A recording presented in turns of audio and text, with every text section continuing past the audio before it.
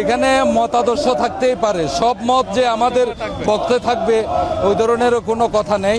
তবে সাধারণ আইনজীবীরা উৎফুল্লভাবে এবং শান্তিপূর্ণভাবে ভোট চলছে।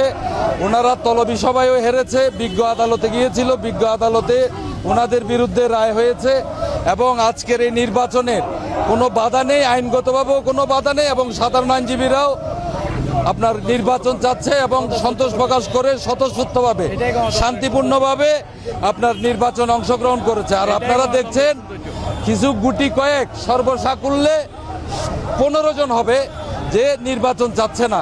ওনাদের বর্জনও আমাদের কিছু আসে যায় না, ওনাদের অর্জনও আমাদের কিছু আসে যায় না। সর্বসাকুল্যে ওনারা আমাদের সাথে তিনবার নির্বাচনে ব্যালট বিপ্লবে হেরে গেছে। তো সবাই এক হয়েও যেহেতু আমাদের একটা বৃহৎ সংগঠন, আমরা নির্বাচনের পক্ষে, গণতন্ত্রের পক্ষে।